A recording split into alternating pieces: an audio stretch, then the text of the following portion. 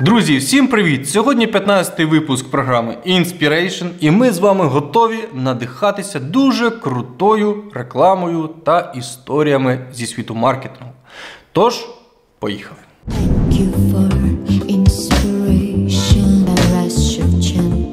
Але вийти натхнення ми сьогодні будемо із цікавої 60-річної історії бренду Макдональдс.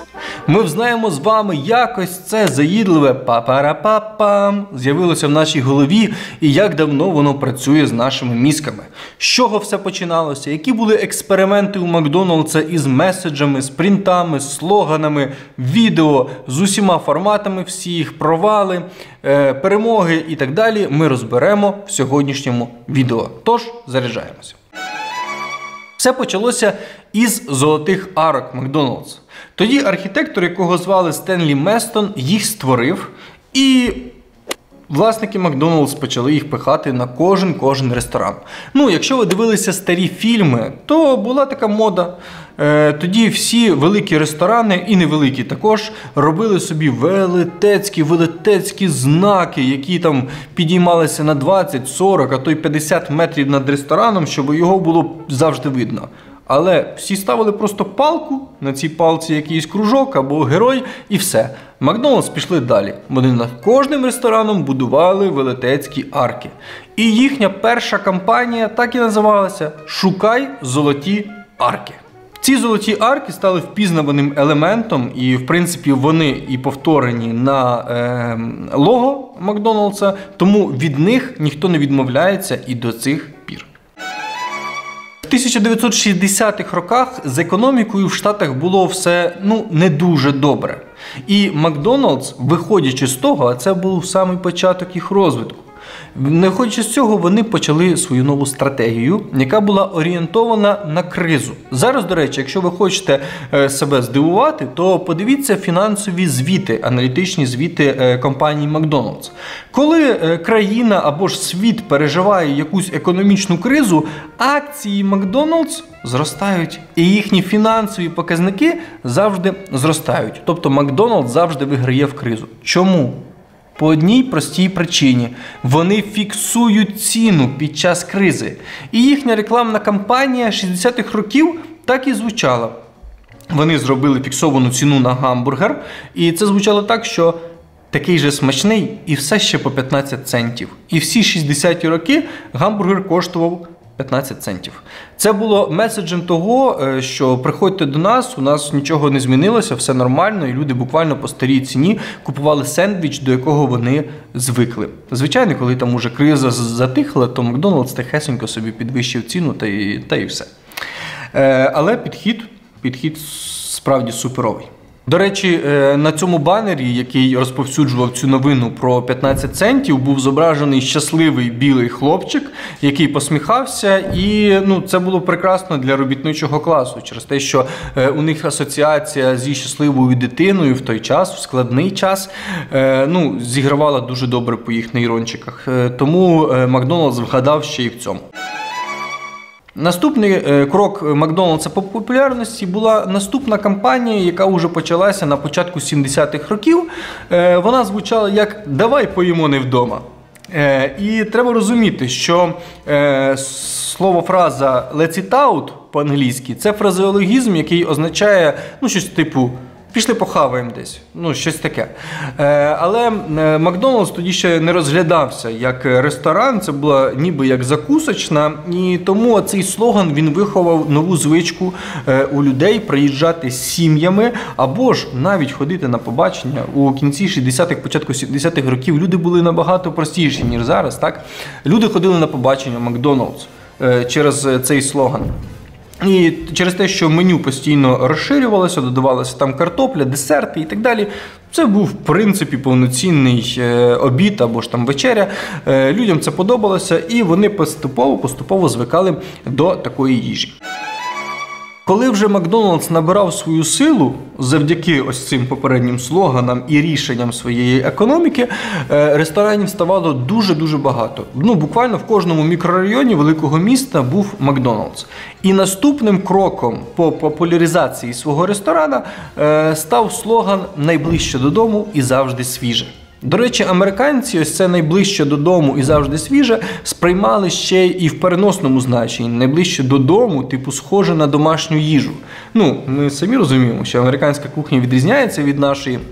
Для нас домашня їжа – це щось інше, але сендвіч або гамбургер в американській кухні – це нормально. Тому і найближче додому сприймалося типу як домашня кухня твоєї бабусі, але без якогось радіо зі старими співаками. Ну, тому це теж був крутий слоган. Крім того, що вже за ці роки виховалася культура «Let's eat out», ну, тобто «давай поїмо не вдома», і новий меседж, новий слоган «найближче додому і завжди свіже», він якби зіграв на підсилення цієї асоціації, що ввечері можна поїсти не вдома, а в Макдональдсі. Але уже в середині 70-х років все дуже сильно змінилося в настрої, в креативі Макдональдс. Якщо до цього ми бачимо в образах реклами дуже консервативні образи, якогось чолов'ягу на машині разом зі своїми дітьми, або ж там якогось джентльмена чи леді, ну, з певними такими, знаєте, консервативними закликами. Просто, ну, поїж у нас, ну, у нас свіже, ну, у нас смачне. То 70-ті роки вже вони стали більш сміливими. Окрім того, тоді було в тренді використовувати в образах реклами чорношкірих людей, сміливих людей, стильних людей, не просто законсервованих таких ось офісних працівників. І тоді проривом Макдональдс став слоган «Ти заслуговуєш на перерву сьогодні». Як ви бачите, там була зображена така мила чорношкіра дівчина, яка перебуває на побаченні. Вона дуже стильно одягнена, в неї дуже гарна біжутерія, дуже цікава зачіска. Вона з молодим хлопцем і робить перерву. Ти заслуговуєш на перерву, це, ну, зараз це вже звучить як заїжджений слоган, так? Але на той час ти заслуговуєш на перерву означало дуже багато в плані свободи твоєї особистості. Тобто ти не повинен впахувати в офісі чи там на заводі постійно. Ні, ти маєш право на перерву сьогодні. Не забувай, будь ласка. І, знаєте, виглядає на сьогодні цей рекламний кейс, ну ні о чому. Ну, типу, на це здатен будь-який бренд, правда? Але насправді ця реклама на 5-му місці в залі слави реклами. І, ну, це про щось і говорить. Тобто це 5-та по ефективності кампанія рекламна в світі. Що це десь значить? Також в 70-х роках Макдональдс продовжив свій тренд із чорношкірими моделями в рекламі, але трохи був ускладнений уже слоган. Get down something good. Get down something good – це фактично означає «проведи час добре». Якось так, ну, якщо перекладати недослівно, так? Get down має дуже багато перекладів, але, ну, в принципі, як я розумію цей слоган, це, типу, засядь з чимось хорошим. І на постері ми бачимо чорношкірого чоловіка зі своїм сином на задньому сидінні хорошої машини, і вони обідають, там, чи снідають, чи вечерюють, там вже історія замовчує, зі своїм сином. Тобто проводять час разом зі своїм сином за смачною їжею з Макдональдса. Це круто.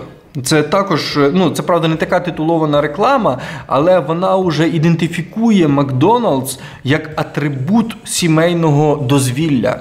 Тобто ти мало часу проводиш зі своїми дітьми, ти багато працюєш, в тебе дуже багато справ. Але get down with something good. Типу, розслабся, в тебе є обід, в тебе є 1 година перерви, візьми Макдональдс, забери малого зі школи, перекуси з ним. Це якби такий от ритуальчик, розумієте? Ну, ми відчуваємо відголоски цієї ритуальності Макдональдса. В кінці 70-х років Макдональдс випустили Біг Мак. І разом з цим вони випустили цілий реп-хіт, який тупо складався з назв інгредієнтів Біг Мака. Це була настільки заїдуща пісня, що вона крутилася там більше 5 років по телевізору, і всі її знали на пам'ять. І навіть уже після того, як ця кампанія закінчилася, Макдональдс зняв відео з людьми на вулиці, яких вони просять проспівати цю пісню, і вони її співають, а потім починається знову ця пісня. Словом, Макдональдс цим реп-хітом, ну, просто познущався з усіх американців, але Це став реально хітяра на всі роки, в нього там безліч усіляких реміксів, ремейків і тому подібних штук. Тому, якби кампанія вдалася. Хоч вони на це і викупали там весь ефірний час 5 років підряд, але воно того було варто.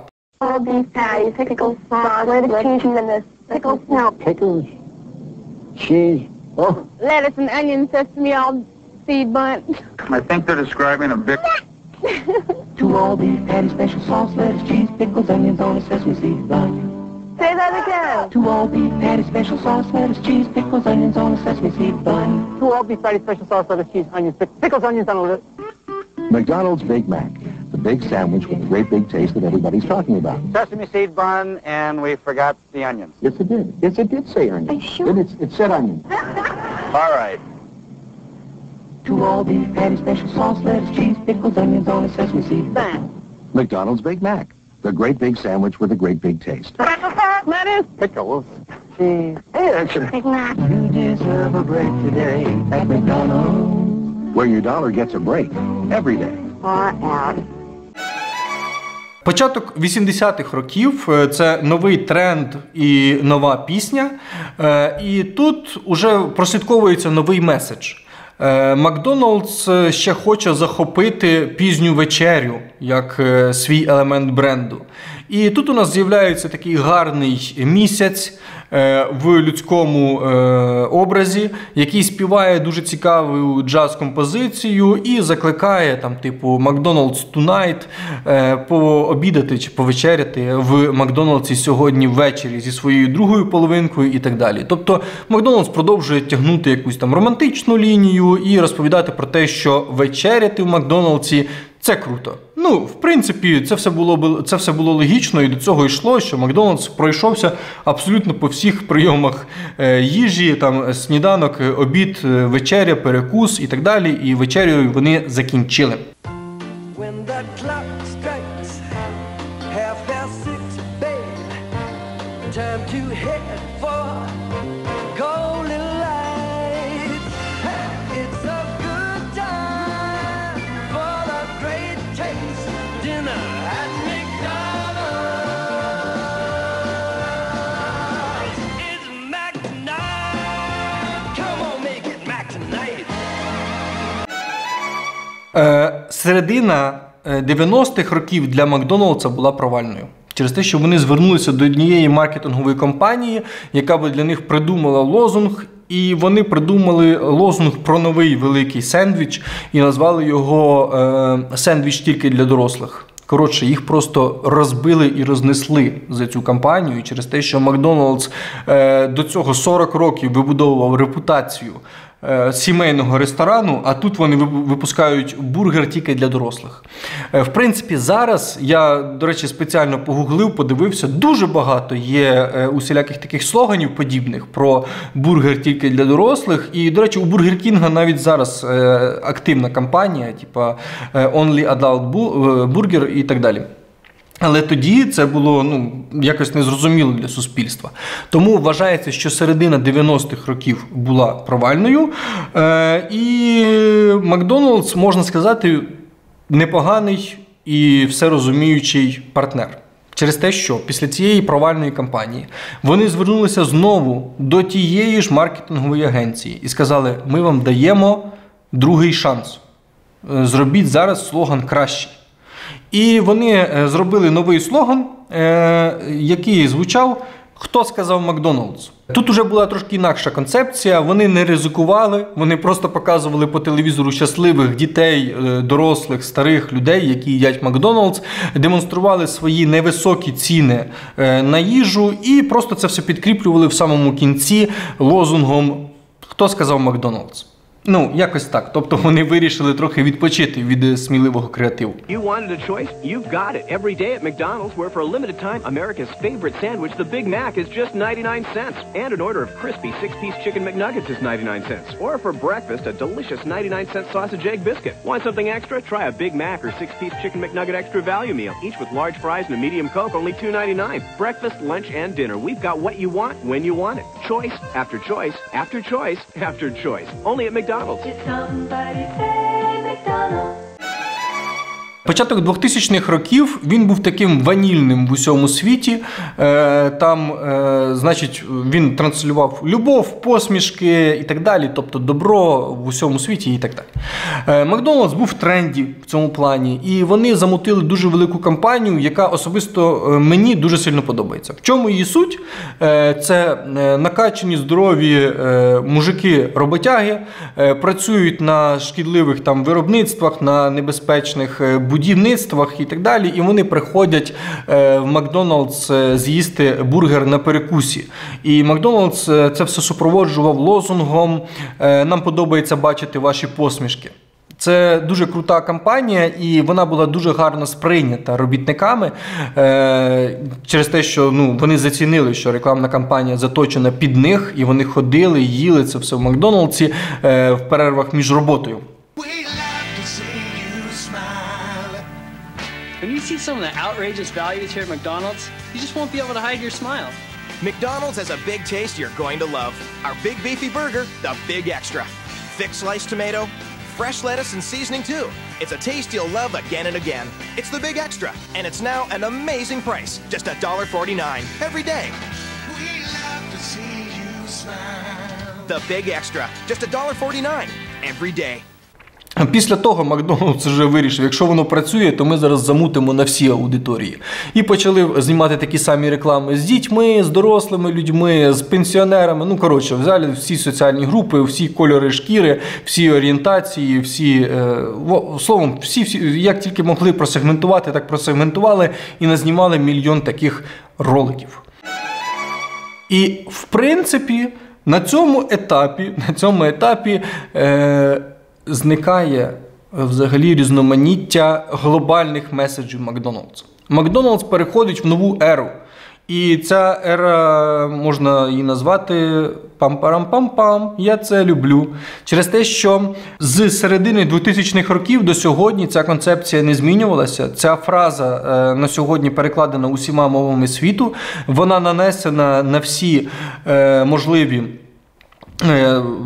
Вона нанесена на всі паперові стаканчики Макдональдсів в усьому світі.